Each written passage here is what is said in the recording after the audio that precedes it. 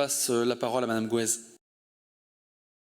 Monsieur le Président, vous proclamez régulièrement votre appartenance à la social-démocratie, une famille politique qui a fait son adieu à l'horizon révolutionnaire un jour de novembre 1959 dans la petite ville de Bad Godesberg.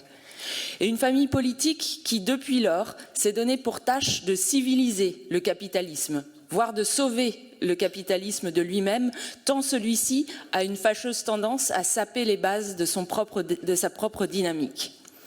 Ainsi, nous avons vu les sociodémocrates offrir les protections de l'État-providence aux classes laborieuses de l'Occident industrialisé.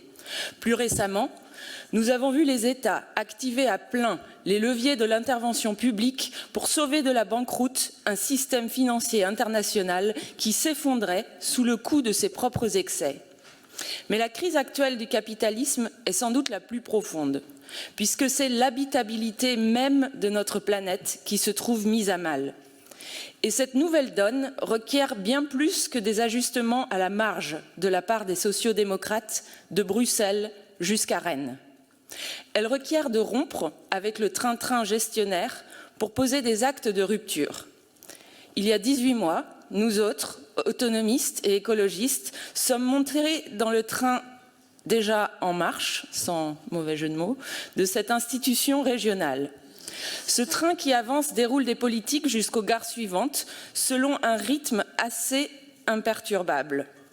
Nous avons découvert un paysage foisonnant de stratégies et de schémas, dont certains répondent directement aux enjeux actuels et d'autres moins, comme si la machine régionale était incapable de décrocher les wagons créés en d'autres circonstances pour un office qui n'est plus de mise.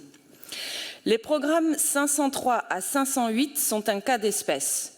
Aux côtés des agences de développement et des multiples projets qu'elles déploient, avec certes une aptitude avérée à capter les tendances, mais une capacité d'anticipation beaucoup moins nette, on y trouve un enchevêtrement de centres d'innovation et de pôles de compétitivité, tous très coûteux, sans que l'on perçoive de façon précise les possibilités de mutualisation entre ces organismes, pas plus que leurs bénéfices réels pour le tissu entrepreneurial breton.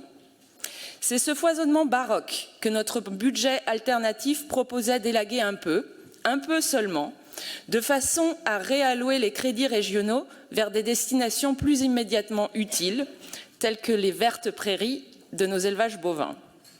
Certes, Madame la vice-présidente, vous posez des jalons qui nous rendent optimistes pour la suite, et selon une échéance proche, puisque la formalisation de la fameuse SRTES, dont il est question une bonne vingtaine de fois dans ce bordereau budgétaire, est prévue pour le printemps 2023. À travers cette SRTES, creuset annoncé d'un grand réordonnancement des priorités régionales, vous nous promettez une remise à plat de l'ensemble des dispositifs sédimentés de cette institution. Nous savons que les politiques publiques ne se construisent pas au débeauté, qu'elles se fondent sur des données consolidées, objectivées, qu'elles s'orchestrent dans le temps. Nous comprenons que vous nous donniez rendez-vous au prochain budget, en 2024, quand l'ensemble des feuilles de route stratégiques annoncées dans ce BP 2023 auront atterri. Et pourtant, s'il est vrai que nous subissons un régime d'exceptionnalité durable, pour reprendre les mots de votre introduction, s'il est vrai que les ramifications des chocs de conjoncture que nous vivons depuis un an sont difficilement prévisibles, votre majorité aurait pu se fonder ses arbitrages sur deux certitudes socles.